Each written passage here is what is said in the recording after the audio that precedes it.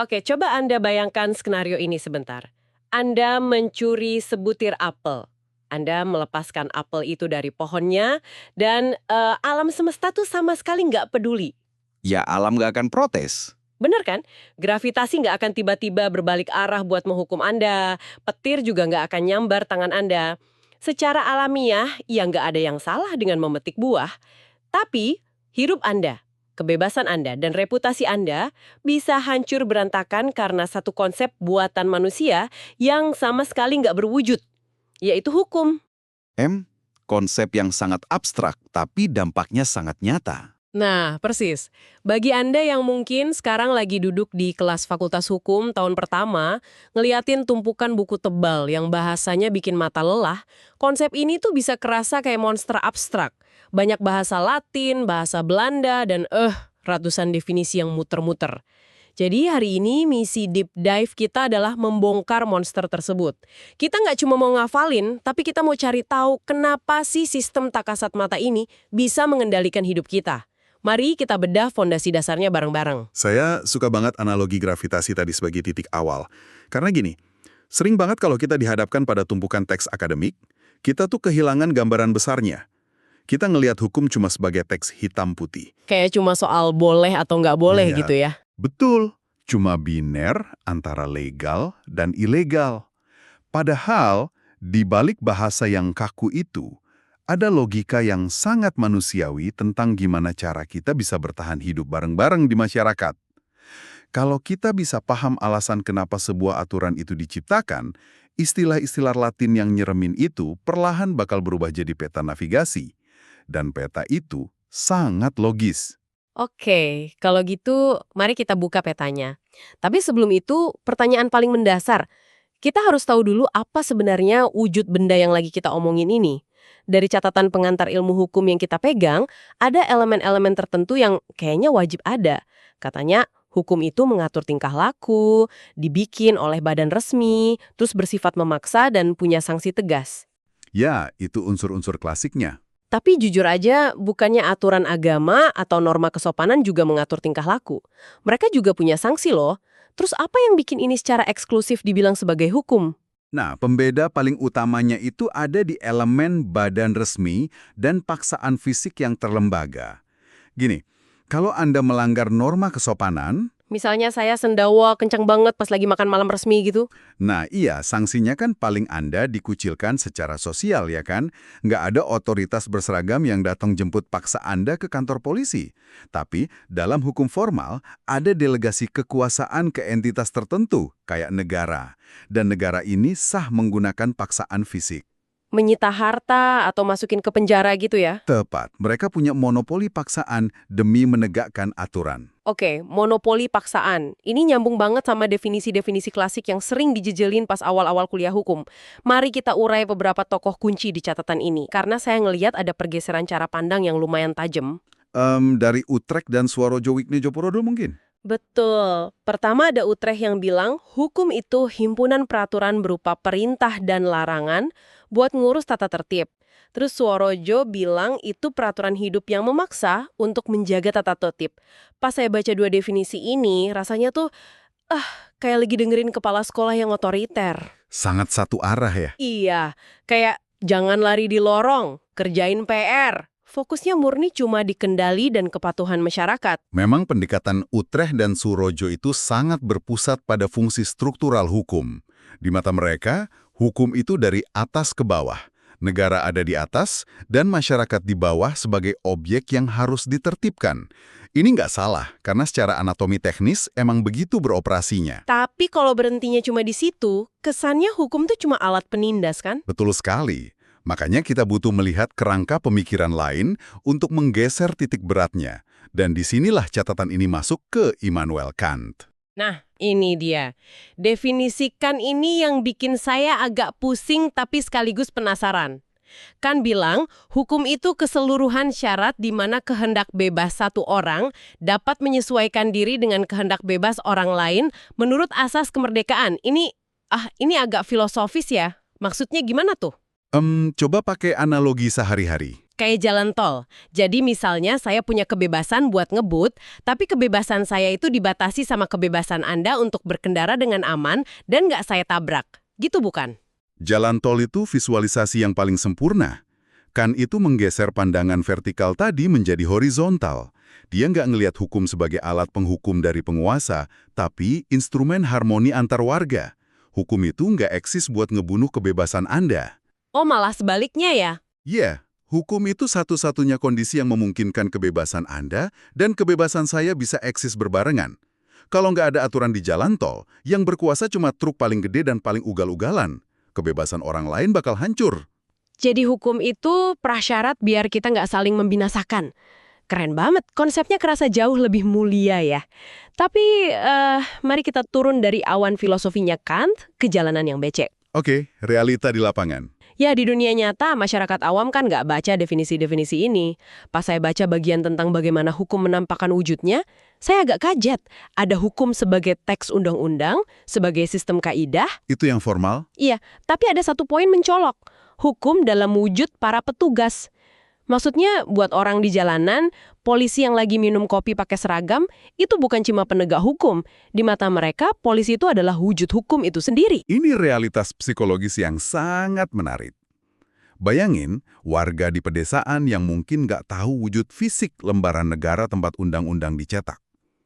Buat mereka, teks statis di ibu kota itu bukan hukum. Terus hukumnya apa? Hukumnya, ya mobil patroli yang nyalain lampu rotator malam-malam. Hukum itu seragamnya. Aturan abstrak itu butuh avatar fisik di dunia nyata. Karena teks di atas kertas nggak bisa ngasih rasa aman atau menghentikan orang bawa pisau, ya kan? Wah, bener juga. Teks butuh avatar. Tapi tunggu, ada bahaya besar di sini. Kalau masyarakat menganggap petugas itu adalah hukum itu sendiri, gimana kalau petugasnya korup? Berarti di kepala masyarakat, hukumnya yang korup dong? Analisis yang sangat tajam. Itulah krisis kepercayaan yang sering banget kejadian di negara-negara dengan penegakan hukum yang lemah. Kalau sang avatar ini bertindak sewenang-wenang, warga nggak akan nyalahin teorinya Immanuel Kant. Ke atas. Persis. Mereka nyimpulin hukum emang bisa dibeli. Ini nunjukin betapa bahayanya kalau sistem gagal mendisiplinkan aparaturnya sendiri. Karena aparatur itu adalah wajah dari aturan abstrak tadi. Wajah dari hukum. Selain polisi, ada juga hukum dalam wujud kebiasaan atau sikap tindak. Ini kayak sistem yang kerja di latar belakang ya. Masyarakat mengatur dirinya sendiri secara natural. Kebiasaan itu bentuk hukum yang paling primitif sekaligus paling organik. Jauh sebelum ada parlemen yang debat bikin pasal, manusia udah berdagang, nikah, nyelesain konflik tanah lewat kebiasaan yang rasional. Dan pola ini terus bertahan berdampingan dengan hukum tertulis. Oke, jadi kita punya teks penguasa, kita punya petugas berseragam, dan kita punya kebiasaan. Tapi ini memunculkan pertanyaan di kepala saya. Gimana sih mesin hukum ini sebenarnya beroperasi? Tadi di awal saya ngomongin soal gravitasi dan jatuhin apel. Catatan ini ngebedain banget antara dalil alam sama kaidah hukum atau rules of law. Nah, ini gerbang utama buat paham logika hukum. Dalil alam itu bekerja pakai prinsip sebab akibat absolut. Nggak ada campur tangan manusia sama sekali.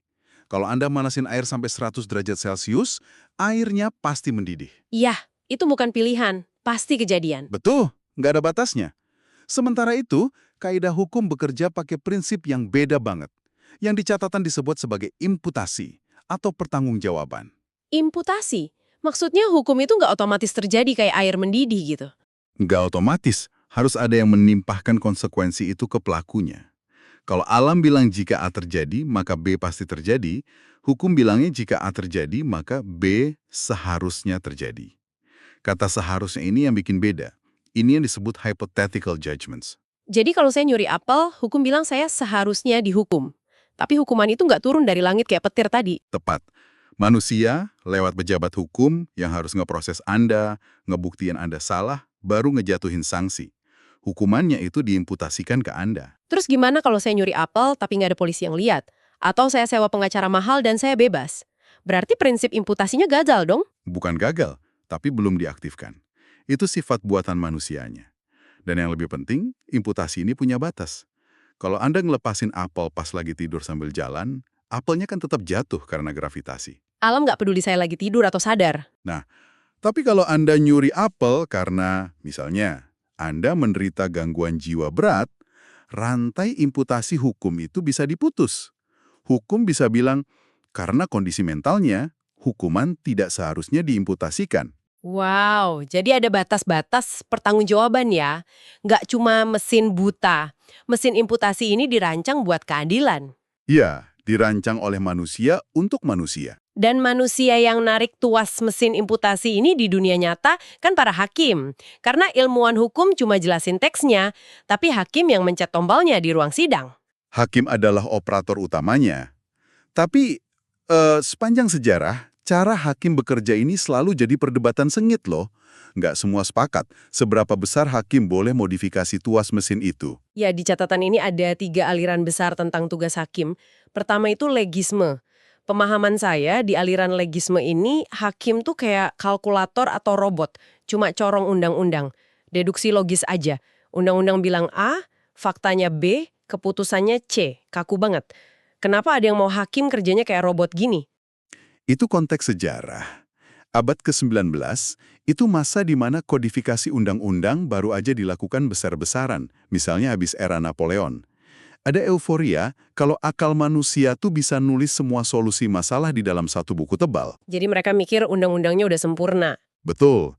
Mereka takut kalau hakim dikasih kebebasan, hukumnya malah jadi subjektif dan nggak pasti. Makanya, wewenang hakim dikunci rapat. Teks adalah raja. Tapi kan dunia nyata nggak sesimpel itu. Gimana undang-undang tahun 1800-an bisa ngatur soal pencurian listrik misalnya? Listrik aja nggak bisa dipegang. Ini pasti bikin frustrasi. Dan kayaknya ini yang lahirin aliran kedua. Freie Rechtsbewegung atau hukum bebas. Mereka bilang hakim bisa nyiptain hukum sendiri di luar undang-undang. Ini kebebasan absolut dong. Emang ini reaksi balik yang meledak-ledak. Pas masyarakat berubah lebih cepat dari parlemen yang bikin aturan, teksnya jadi usang. Aliran ini mikir, hakim harus dilepas dari rantai teks demi keadilan saat itu juga.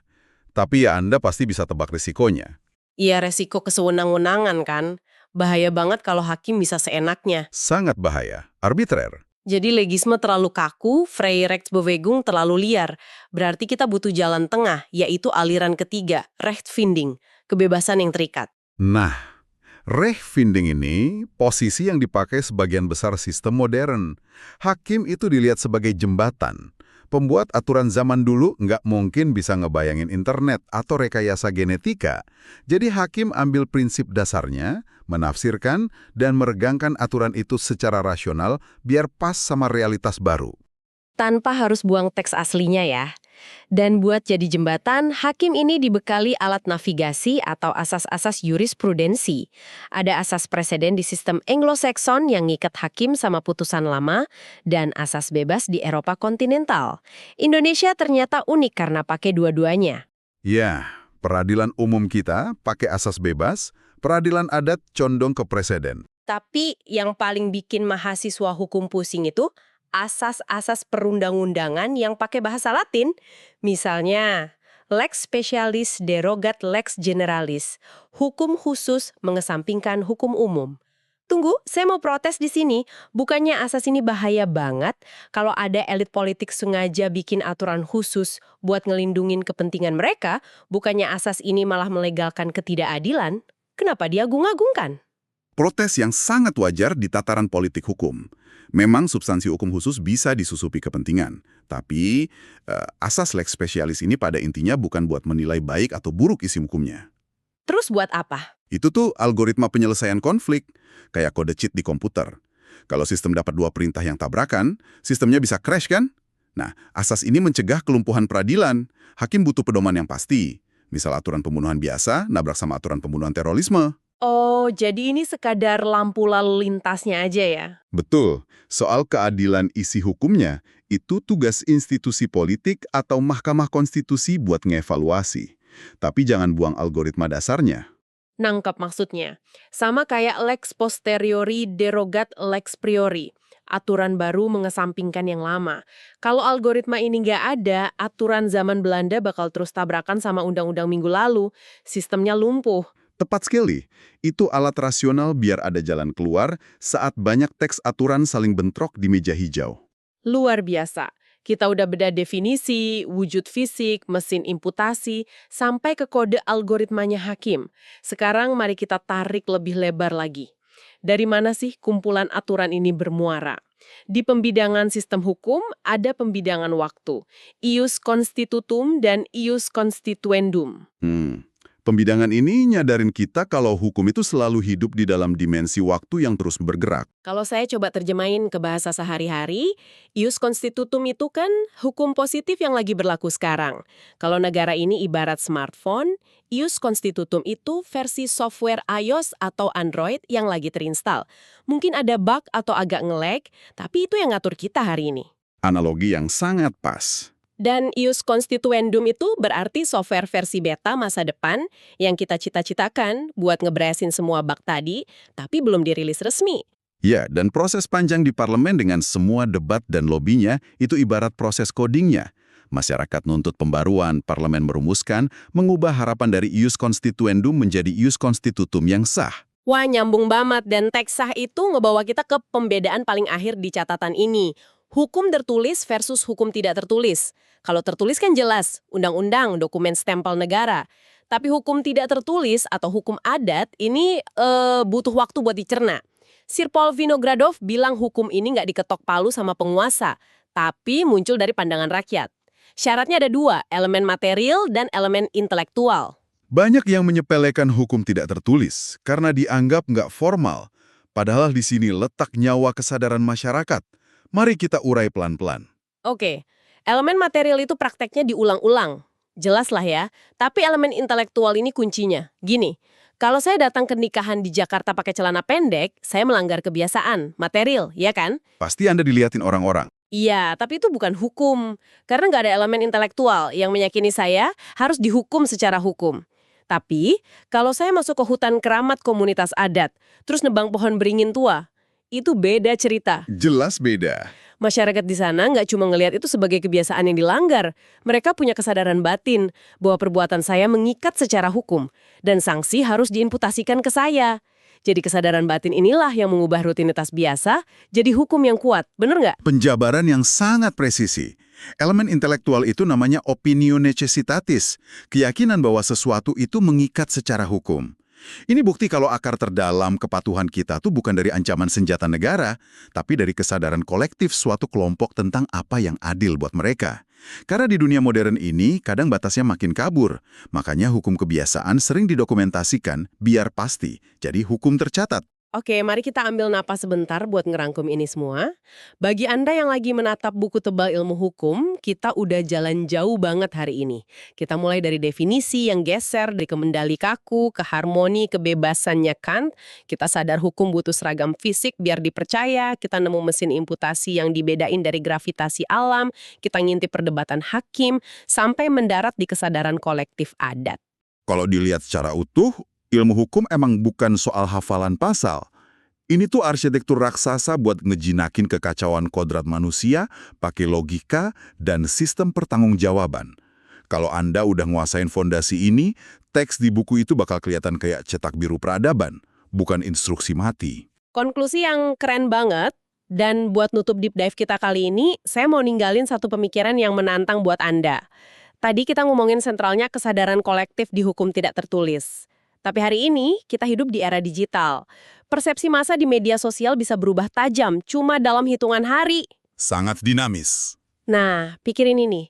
Saat kesadaran publik tentang apa yang benar dan salah berubah dengan kecepatan cahaya, jauh ninggalin kemampuan parlemen yang lambat banget buat update ius constitutum. Pas realitas masyarakat dan teks negara udah nggak saling kenal, siapa yang sebenarnya lagi ngelanggar hukum? Aparat yang neken pakai teks lama, atau publik yang udah berubah. Sesuatu untuk memicu rasa penasaran Anda di kelas selanjutnya.